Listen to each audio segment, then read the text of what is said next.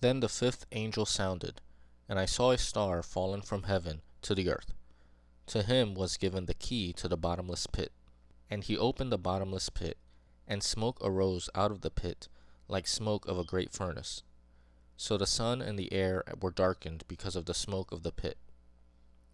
Then out of the smoke locusts came upon the earth, and to them was given power, as the scorpions of the earth have power. They were commanded not to harm the grass of the earth, or any green thing, or any tree, but only those men who do not have the seal of God on their foreheads. And they were not given authority to kill them, but to torment them for 5 months. Their torment was like the torment of a scorpion when it strikes a man.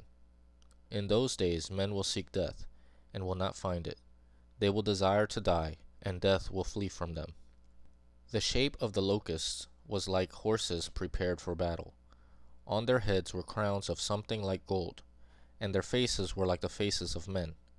They had hair like women's hair, and their teeth were like lions' teeth.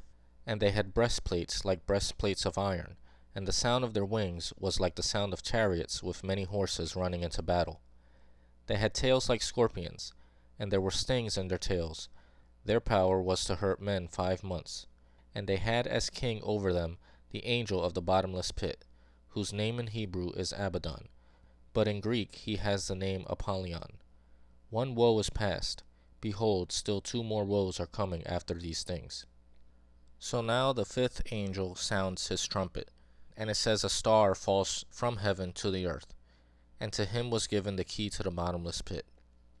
So the fallen star is really an angel. It's a fallen angel.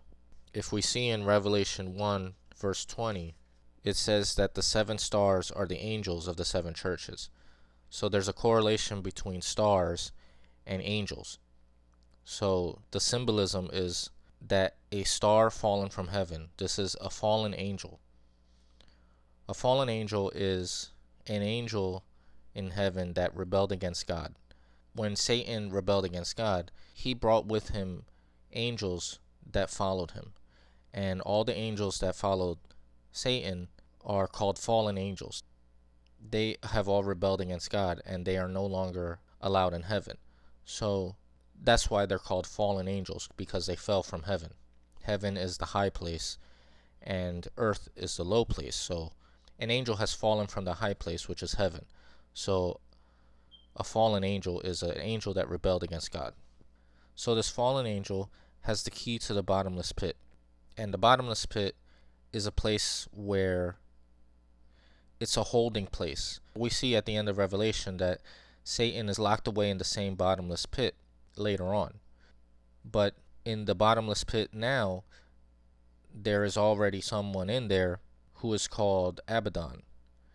So the fallen angel opens up the bottomless pit. And when he does, it says, smoke arose out of the pit like smoke of a great furnace, and that the sun and the air were darkened because of the smoke. Now, we don't know where the bottomless pit is on earth, but what it's describing is something similar to a volcano. So on earth, a volcano may start to show signs of activity. When a volcano is about to erupt, it starts spewing smoke and hot ash, and it darkens the sky and blocks out the sun. So this is telling us that a volcano will start showing activity that blocks out the sun. And this will be the sign that the bottomless pit is open. This will be the sign to the people of earth that the bottomless pit has been opened. So now the smoke is symbolizing evil. And it's using locusts as the best way to describe the evil that's coming over the earth. So it says, out of this comes locusts, which at first, if you're just reading it, you think they're actual locusts that can sting people. But then it describes them like no other creature on earth. So why use locusts? Well, the behavior of locusts is that certain times of the year, locusts come together and they swarm over the land. They're going over vast distances of land together in a swarm. And the swarm looks like a giant cloud. And the locusts are coming over the land and they're eating up all the crops and finding food. They swarm over the land and they devour everything. But then it says that they had the power like scorpions, and scorpions have the power to sting. And a scorpion sting is very painful to people. The venom in the scorpion causes extreme pain in people, where it's very agonizing and tormenting. It can be survivable, but it really hurts a lot. So it's saying that this evil is going to come across the land like a swarm of locusts go across the land. And it's going to have a strong power to torment people the way a person is tormented if they get stung by a scorpion. It says that they were commanded by who? By the one that was in the bottomless pit, that it says later is called Abaddon. They were commanded not to harm the grass of the earth, or any green thing, or any tree, only those men who do not have the seal of God on their foreheads. It's saying that this evil, which I should really say is people or an army, which is explained a little bit later, they were commanded not to harm the earth. So maybe this means that they're not going to use bombs, but they will come over the earth and torture people. They were only allowed to harm anyone who didn't have the seal of God. And the only ones that we know that do have the seal of God at this time are the 144,000 Jews in Israel. So this evil army is only allowed to harm the ones that don't have the seal of God on their foreheads. And it says they were not given authority to kill them, but to torment them for 5 months. Their torment was like the torment of a scorpion when it strikes a man. So it's saying that they're only allowed to harm anyone that doesn't have the seal of God on their foreheads. And they're only allowed to torment them and torture them, but not allowed to kill anybody. And this goes on for a period of 5 months.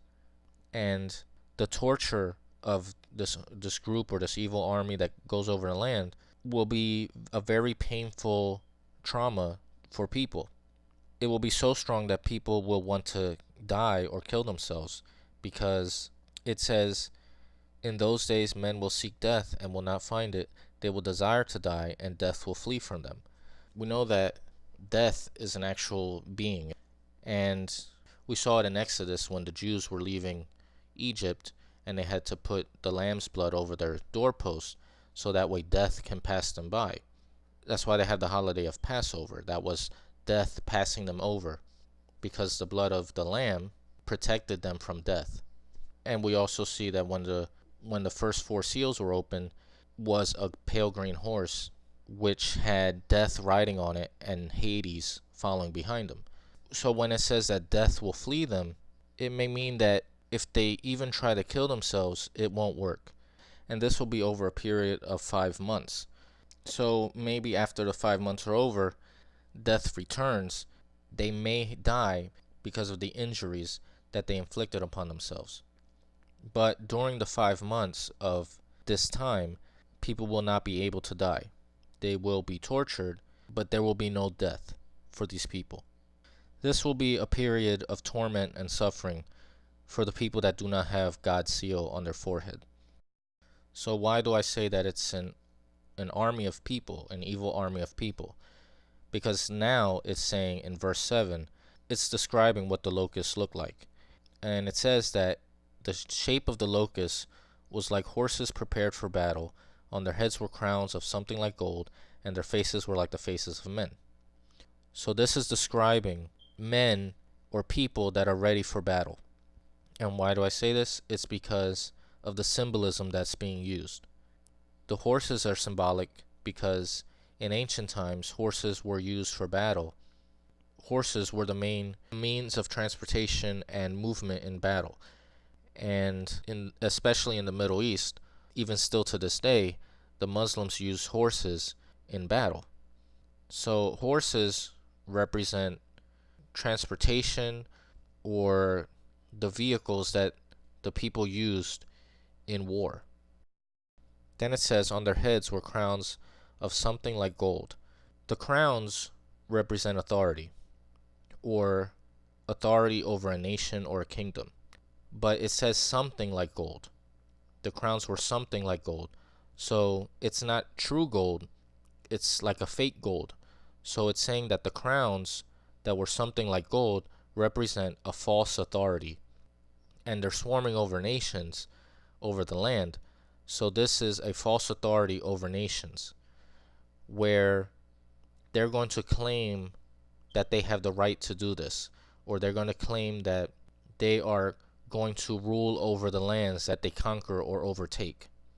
It's a false authority over the nations. They are not given authority by the people, they claim it themselves. It's not a true authority. And it says, their faces were like the faces of men. So the word were is italicized. And this is saying in essence that these are people in an army. It's saying they are men. They are people. So then it says, they had hair like women's hair, and their teeth were like lions' teeth. Now, I'm not sure what the women's hair means. They had faces like men, but they had hair like women. Will this mean that they're homosexual? Does this mean that it's part of their uniform? It's not clear what that symbolism means. So we'll have to leave that for the people of the future to understand. So next it says, their teeth were like lions' teeth. So we know that the lion has power. And we see in 1 Peter 5 verse 8, it says, be sober-minded and alert. Your adversary, the devil, prowls around like a roaring lion, seeking someone to devour. So these locusts represent an evil army of people, and it has a teeth like lions. This symbolism shows that the devil, Satan, is using this army to see who he can devour and torture. It has power the way a lion has power, and it's an evil power because it says the devil goes to and fro looking to whom he can devour like a lion. Next it says that they had breastplates like breastplates of iron, and the sound of their wings was like the sound of chariots with many horses running into battle. So many people believe that this is representation or symbolism of helicopters, because it says their wings, and wings usually represent flight. And if we see a helicopter flying in the air, its blades sound like horses. It chops the air with the propellers, and the propellers sound like horses galloping. So since John at that time had no understanding of what a helicopter is, he was only able to describe the sound, and the sound to him sounded like chariots with many horses. And it's something that's made of iron, and it flies, and it sounds like horses. So maybe this means it's some type of helicopter. Now the next two verses reiterate what it said earlier, that they have tails like scorpions and have the power to torment people for 5 months.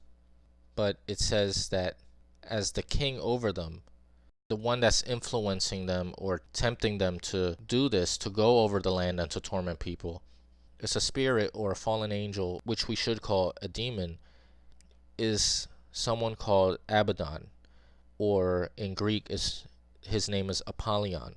In Hebrew, the name Baddon means place of destruction, but in Greek, the title Apollyon means the destroyer. So what we can see by taking into account his name and what he does later is that this is the spirit or the one that causes or creates the Antichrist. In essence, this is the Antichrist. It says in Revelation 11 verse 7 about the two witnesses that will be in Israel preaching to the Jewish people, that when they finish their testimony, the beast that ascends out of the bottomless pit will make war against them, overcome them, and kill them. This is the same bottomless pit that we're talking about now in Revelation 9. So the name destroyer in Greek has significance here, because if the Antichrist is a part of Islam, then we see that one of Allah's names, that Allah is the name of the God of Islam, that one of his name is Al-Mamut, and that means the destroyer or the bringer of death. Mamut is the root word for death. So we have in Islam the name of Allah is the destroyer, And here it says that the one from the bottomless pit is called the destroyer. It's called Apollyon, which also means the destroyer. So we can see that this is going to be an Islamic force that comes over the area of the Mediterranean, of the Middle East, and the one controlling them is Abaddon or Apollyon or the destroyer. It is a demon that will use a man, and that man will be possessed by this demon, and he will be the Antichrist. So basically, the Antichrist is controlling this army to go over the land in the Middle East for his purposes. So when it says that he has command over these locusts, over these people, it's saying that these people worship him. Allah is called the destroyer, then these people worship the destroyer. They worship Allah. So it's a Muslim army that is going across the Middle East. So to recap, the bottomless pit is opened and an army rises to power. And under this worship of the destroyer, of Allah, and the false authority that was not given to them by nations, but given to them by their own desire, they swarm over the Middle East like locusts for 5 months, torturing people wherever they can, people that do not have the mark of God on their forehead. And the only ones that have the mark of God on their foreheads are the 144,000 Jews in Israel. And the torture will be so bad that they will want to die, but they will not be able to. Whether it will be being denied death by their captors who are torturing them, or by death itself not letting them leave their bodies. Now, I believe that the reason this happens and why an army rises up in such power is because of the third trumpet. The comet that strikes the fresh water creates a situation where people will not be able to drink water or water their crops to have food to eat. There will be higher prices for foods and higher prices for water, and people dying because the water supply is toxic and deadly. Now, when the bottomless pit is open, the fallen angel Abaddon, which we now know is the destroyer, or we can say is Allah, influences a group of people who have military strength to take over the area now that the people are weakened. I believe that this is the beginning of a Muslim caliphate. Now, a Muslim caliphate is a unification of all the nations that are Muslim. This is what we're seeing in the news now, where the group ISIS or ISIL, they are wanting to create a one nation of Islam. They want to have all the nations in the Middle East that are Muslim controlled, they want them to be unified into one state. So think about how Russia was USSR and then it disbanded and just became Russia. So this is what the Muslims want to do with the Middle East. And they tried doing this in World War II with Hitler. That's why they allied with Hitler, because they wanted Hitler to help them unify the Middle East and create a Muslim caliphate where the Middle East will be just one singular nation. So because the comet that strikes the freshwater creates this situation where people cannot eat or drink, it'll be very toxic for them. It created a situation where the Middle East was weakened, except for Israel. Israel will be the only one that was protected because the 144,000 Jews are in Israel being protected. So Israel is not influenced by this, but the rest of the Middle East is. So because the Middle East is weakened, this creates an influence or a temptation for a Muslim group to want to reinitiate the process of creating a caliphate in the Middle East. And the one that starts this is the Antichrist, because he is the one that is influenced by the destroyer. He's influenced by the one from the bottomless pit. So it says in verse 12, "One woe is past, behold, still two more woes are coming after these things." I believe that at this point, the caliphate is formed in those 5 months. But because of this, it heads into the next event starting from verse 13, which I believe is World War III. And this may also be referenced or described in Psalm 83, verse 5. With one mind they plot together. They form an alliance against you, the tents of Edom and the Ishmaelites of Moab and the Hagrites, Byblos, Ammon, and Amalek, Philistia with the people of Tyre. Even Assyria has joined them to reinforce Lot's descendants. So it's describing an alliance of Muslim territories. All of these nations that it said in today's day are all Middle Eastern territories that are all Muslim. And they're all plotting together in one alliance against Israel. So they'll end up having a war to completely destroy Israel, mainly for religious purposes, because they hate Israel, they hate God, because Allah, I believe, is basically the devil. Allah is basically Satan, and it's total opposite to the God of Abraham, Isaac, and Jacob. And that's who we believe in. We're Christian. We believe in the God of Abraham, Isaac, and Jacob. He's the one that brought Jesus into our lives to save us. But also, the war will also be for, or because of it, agricultural reasons, because of the toxic water contaminating the land. Israel is the only one that still has water. So we'll see in the next verses how this situation, this conflict, or this army swarming over the land creates a war with Israel. And because of this war, a third of the population of the earth will die.